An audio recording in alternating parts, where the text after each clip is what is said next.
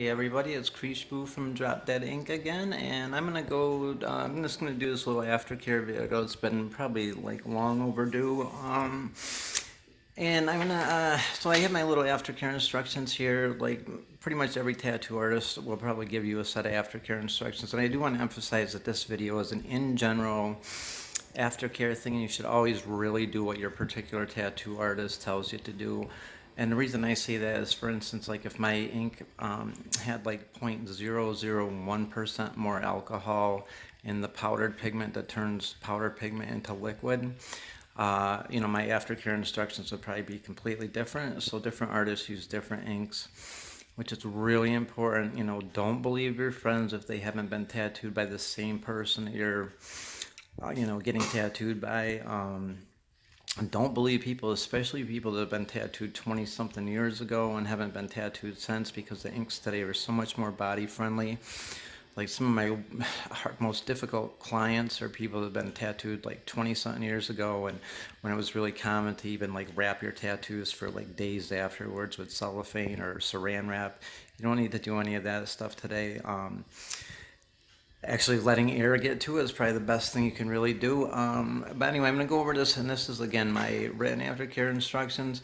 Tattoo artists, we want your tattoos to look as best as possible and to heal as best as possible. So I don't write these out as just something that, oh, well, I hope that they read it. I want your tattoos to look as good as possible.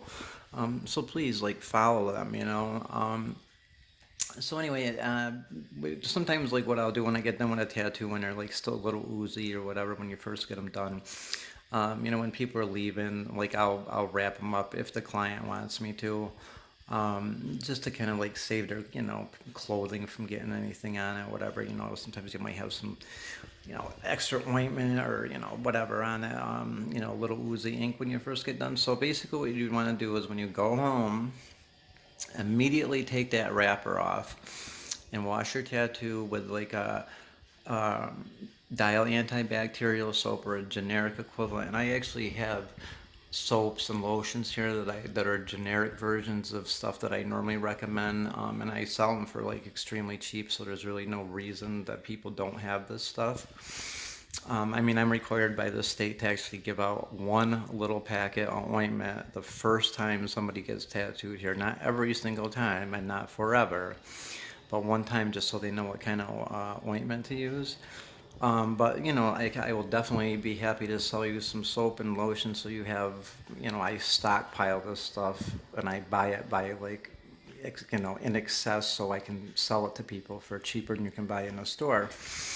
So go home and with a clean cloth or even just with your clean hands, wash off your tattoo completely when you take that take the bandaging off, the wrap off.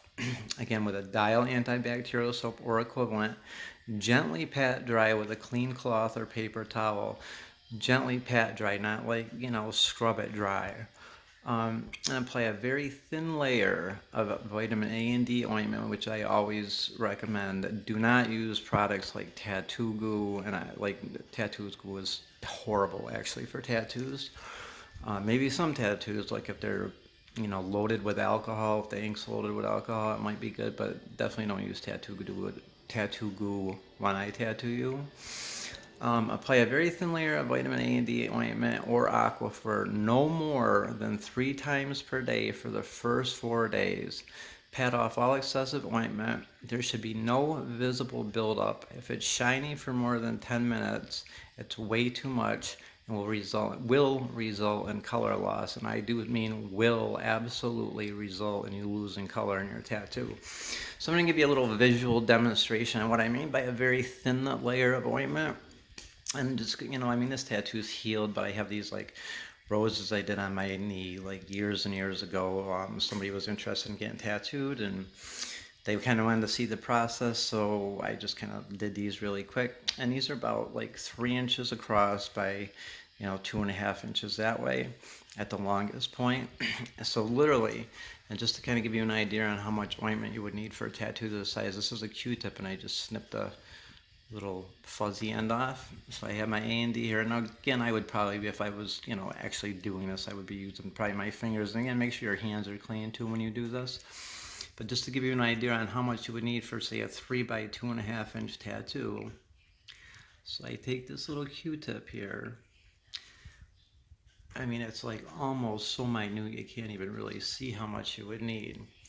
But that little tiny amount right there is definitely enough for like a 3.5, like a little pack of A&D that I give out could heal a 3 by 2 inch tattoo 50 times over. And I've talked to people and they go, "Oh, can I get some more ointment?" Well, what happened to stuff I gave you? Well, I used it all. It's like 2 days later and their tattoo's smaller than this, and it's like, I almost want to cry. But anyway, so yeah, you put that little tiny amount of ointment on. And again, rub it into the tattoo. Don't leave a big gloopy layer on top, because what happens is when you kind of usually do it in like a circular motion just to really rub it into the tattoo nice. I know it feels really good, and I know your tattoos are sore when you first get them, like the next day or two, you know what I mean? And this is, it's not any worse than getting the tattoo.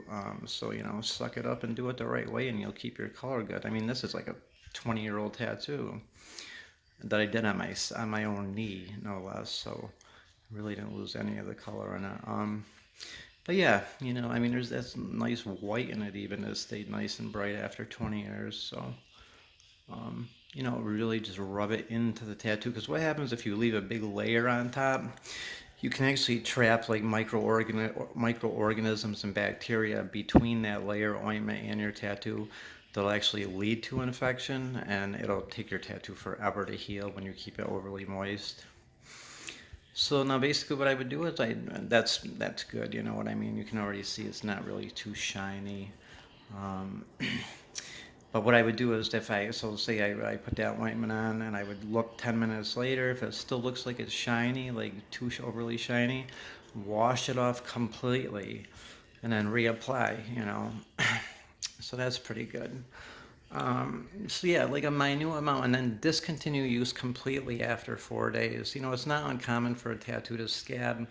Basically, what happens when you get a tattoo, it kind of destroys, it almost kills your dermal layer of your skin, which is your outer layer, epidermal layer rather, and so that has to rebuild itself.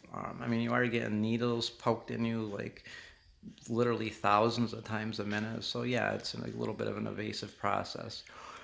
So it might scab. Some people do, some people don't. It depends on the area. Anyway, yeah, so after 4 days, discontinue use of ointment and switch to a fragrance-free. In other words, unscented lotion such as Aquaphor or Dermaso. And again, I have a generic version there, a big bottle for $2.50. We heal 50, 60 tattoos probably for a lousy $2.50. And you can use lotion as much as you want, like you really can't overdo it, you know what I mean? Do not use any Vaseline or aloe vera products until completely healed. And when I say Vaseline, I don't mean just the Vaseline like the way you can think of when you hear Vaseline, like the ointment type of Vaseline. I mean any Vaseline products, no Vaseline lotions, nothing but a Vaseline label, period. Aloe vera has actually been linked to dermatitis. I've never really had anybody personally have any problems with it, but then again, hopefully none of my clients are using it because, I tell them not to in the aftercare. But yes, aloe vera products has been linked to dermatitis and new tattoos. Do not pick or scratch at any scabbing that may occur. You will pick the ink right out of your tattoo during the healing stage. If it itches, slap it. So if your tattoo gets a little scabby and you see as it's starting to kind of flake off, you'll see like like flakes of basically kind of like dead skin, more or less, that will probably look colored. If it's your tattoo's all black, it'll be like little black flakes or, whatever particular color. Don't pick those off because you can literally pick the ink right out of your skin when you like try to force those off. Just let them come off natural. They'll probably all, usually like right after showers when your tattoo will kind of get in that peely stage and a lot of it will fall off. Avoid natural and artificial sun as much as possible. Exposure to sun is the #1 destroyer of tattoos in your skin in general, and it's also the #1 cause of skin cancer in the United States. So if you're gonna get tattooed and you're gonna go out and tan, your tattoo's gonna fade. I mean, there's no ifs, ands, or buts about that. So if you're gonna go, what's more important, keeping your tattoo looking good or getting a tan and risking getting skin cancer in the process, destroying your skin, it ages your skin, years ahead of time. Um, so, and if you are gonna have, I mean, obviously we all have to go out in the sun, but you should really use like a really high SPF sunblock forever on your tattoo, on your skin in general, but especially on your tattoo. No swimming or soaking the tattoo in any water for 2 weeks. And when I say any water, I mean like chlorine. Chlorinated pools are really bad for tattoos, chlorine in itself. And if you're gonna like, oceans or, public beaches and stuff like that, if there's other people swimming in that water, you have a lot of people, there's a lot of germs that are floating around in that water, fish shit and all kind of stuff. So, again, it is kind of like a little bit of an open wound to an extent for a couple of days. So you're kind of really risking infection by doing that. If your tattoo is at risk of contact with dust, dirt, grease, chemicals, and tight clothing, um, cover as little as possible with a non-stick gauze only.